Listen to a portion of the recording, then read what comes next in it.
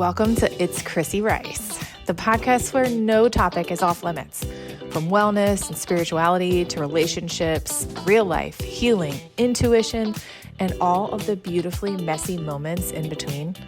I'll bring you honest conversations with heart, humor, and curiosity. Whether I'm sharing personal experiences or interviewing inspiring guests, I'll be diving into questions that we're all secretly asking, and you'll find authenticity, insight, and connection here. Pull up a chair, grab your favorite drink, and join the conversation, because nothing is too taboo when it's time to talk. Welcome to episode 4 of the Intuitive Agent podcast. Hope you are having a fantastic day today. And if you aren't, maybe this podcast episode will bring some fantasticness to you. Thank you for listening today. On today's episode, I am going to talk all about trust. I tried to figure out a really good name for this episode, and it was kind of hard. So I'm going to say trusting your intuition, knowing when you're being nudged, putting 2 and 2 together. Let's do that. Putting 2 and 2 together. That is how I'm going to start this podcast out. That's going to be its title, Putting 2 and 2 Together. So this episode is going to be a little bit about more in my Reiki practitioner world, less about real estate, but it can also relate to real estate sometimes. So this story takes place on the very beginning of my Reiki journey. It was when I first got attuned and I first took my Reiki level 1 and Reiki 2, it kind of turned up the volume per se on my intuitive abilities. They were always there, but sometimes they had static, and sometimes still they have static if things are just not clear. But this really, taking that course and learning Reiki just was like, let me turn the volume up for you so you can hear much better. And that is exactly what happened. So when I finished my Reiki level 1 and my Reiki level 2 course, one of the requirements to get your certification was to do 20 hours of Reiki on people and document it, every single thing about it. How you felt, how they felt, how the whole session went, everything you did. So I decided in order to do that, I only had so many friends. I didn't know if I could get all my friends and family to let me give them Reiki for 20 hours. So I decided to rent a little space in an office near my home. And inside of that office, they had clients too. So I would work there when they were not open.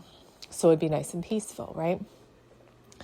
So I knew the landlord of this place, and I told her what I needed to do to get my certification. And she's like, no problem. I'll get all the people for you. Like, I got this. So she ended up asking a lot of her friends if they wanted free sessions. So this was, I can't really remember exactly what number she was, but she was early on, this client. We're going to call her Susan. Okay. So this client, Susan, she was a friend of my landlord's, okay? She had never had Reiki before. This was a whole new experience for her. Again, I'm just getting started. I'm like, what is this? Like, is this going to work? How are people going to feel? I'm just tuning into it. Let's go. Trying to get my system down for how a session works. Don't really know what I'm doing, but I'm kind of winging it here. Just getting into my zone, really, really feeling into what this Reiki business is, right? How does this work? So we're going to back up just a little bit because this event that I'm going to tell you about actually happened before and during and after her session. So my landlord's like, no problem. I get my friends together. They sign up. They make appointments. Awesome. So what happened was the night before her session, Susan's session, I was taking a shower and had an intuitive hit, okay? When I'm around water, surrounded by water, listening to water, I don't even have to be by water. I could just have headphones on and listening to running water in the shower, in a bath, wherever I am with water, it heightens my intuitive abilities, whatever ones want to come out at the time. So I have a plethora of them, and in water, typically, my mediumship abilities turn on. They're a little bit more heightened. That was when I started doing Reiki sessions. Now it's heightened and turned on during sessions. So it has changed over the years. So the night before Susan's session, I'm taking a shower, and all of a sudden I have this male spirit that comes into my mind's eye. He just arrives, and he is dressed in a military uniform. He is tall and slender. He has grayish hair. He's a little bit on the older side, and he's holding a folded up flag like you would get if your loved one passed away and that was in the military. You would get that folded up flag. And then he showed me a symbol of a bouquet of tulips, pink tulips. And then he showed me dancing with a younger female in a wedding dress at a wedding. That's what it looked like, right?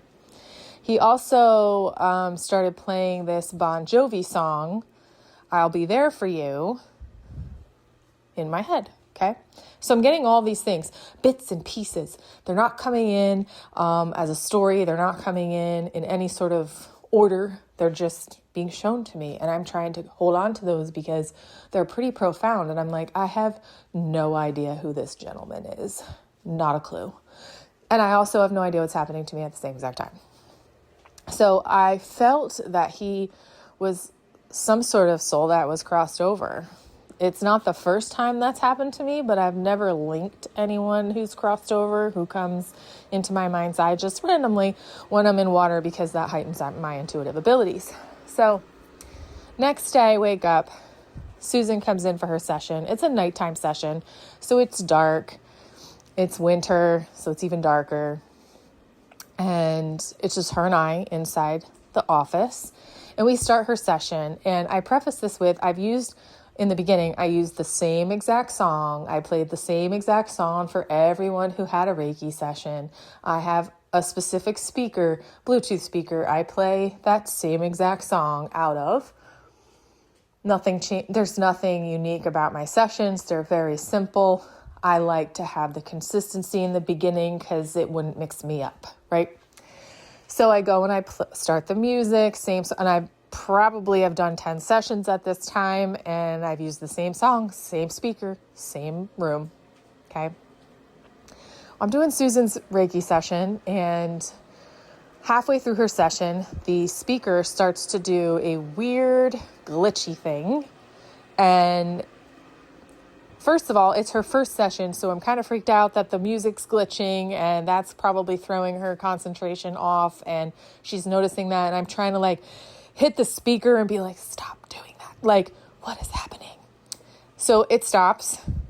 Okay, I go back to concentrating again, doing this whole Reiki session. Speaker does it again. And it does it a couple times throughout her session. And I am like, I'm going to have to get a brand new speaker. This is a new speaker, but I'm going to have to buy a new one because I can't have this during my sessions. The music just starts glitching. It starts sketching. It was awful. So Susan's session is all finished, and we go out, we talk about what came up for her, what came up for me, all the things. And again, brand new to this Reiki world, have no idea what I'm doing. I'm trying my best. And she sits down and I tell her what came up for me. She starts to tell me what came up for her. And she asked me the question, hey, when you were doing Reiki on me, did you happen to get any messages from anyone who's crossed over? And I was like, that's a random question, because I didn't think anyone would ever ask me that. Giving Reiki, ever. And I was like, no, I didn't. And at the time, I was like, how can I do Reiki and then concentrate on a crossed over loved one and get psychic advice and see it was way too many things going on at once. I was like, I don't have the brain capacity to do all of those things at once. I do them now, but I didn't in the beginning. So she asked me this question, and I thought it was odd because in no time or place along the way did I ever tell her that was something that I could do or that was going to be given to her during her session. But she asked. Okay. So Susan goes on her way and we separate, and I go back home, and the very next day I wake up and I have this intuitive hit like, whoa, yes, somebody did come to her Reiki session, but it was before her Reiki session. And I back up, actually. She actually asked me, not did someone who crossed over. My dad is passed, she said, and I was wondering if he came through to you. That is what she said. My dad has passed. And I was like, no, I don't think, no, that didn't happen during the session. I'm sorry. So next day I'm like, oh my goodness. Her dad came through, but he came through the day before, I think. Because I don't know who this older man was dressed in a military uniform holding a flag was. So kind of freaking out a little bit because I did not expect that to happen. So what do?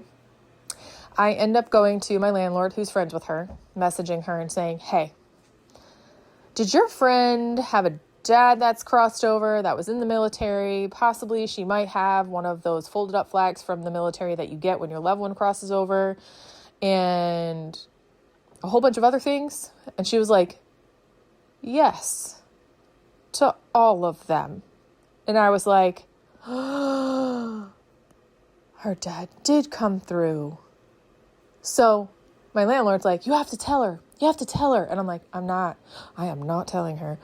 No, I can't. I can't do it. She's like, no, you have to tell her. In fact, we're going to go out to dinner tonight and you're going to tell her. And I'm like, I am. So this was the very first time that I ever had to tell somebody that their crossover loved one did come and what evidence I did receive, but I wasn't actually channeling their crossover loved one when they asked me to. It just came. That happened a lot in the beginning of my journey, especially a lot the night before someone's session, the person would come. Then it started happening as the sessions were happening, and now they happen during the sessions, sometimes before, but mostly during, and not all sessions. I leave that open to spirit when they want to come. I do not ask for them. I do not summon them to me. It is just whatever client I am working on at that moment, whatever needs to be shown to them, whatever messages need to come through for them, that is what's given to me during that session. And it happens, I would say, quite often during sessions, but definitely not everyone.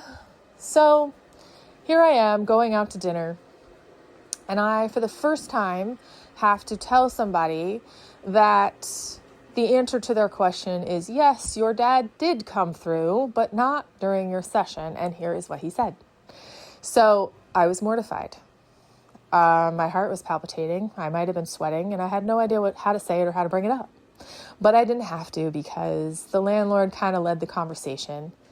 And she said, do you remember when you asked Chrissy if your dad had come during your session? Well, she has something to tell you. And I told her the 4 things that he had showed me. As time went on, the sign for pink tulips means love, and that is their sign for sending me, I love you. That is their sign for saying, I'm here, and they're sending their love to you. That took a little while to figure out, but that's a whole nother podcast episode. So he was actually sending his love.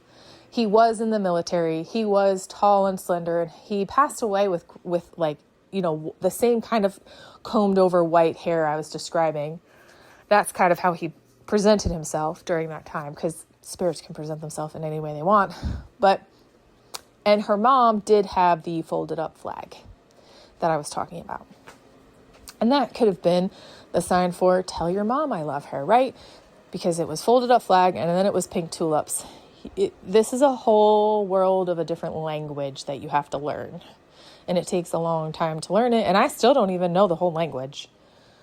But I've learned some things over the way and over the years of things they show me so that I'm able to translate that for them.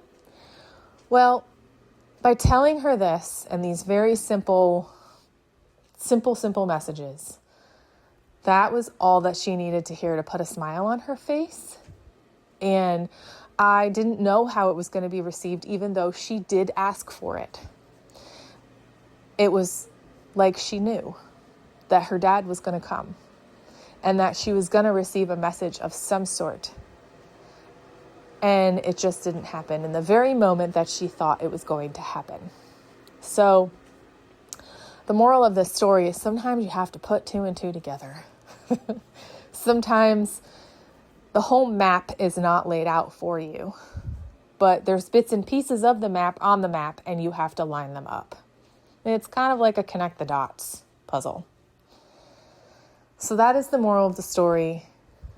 That is how pretty much mediumship came into my Reiki sessions and arrived. They were like, hello, we are here. I will never forget this beautiful soul, this older gentleman dressed in a military outfit. I could still see him in my mind's eye today.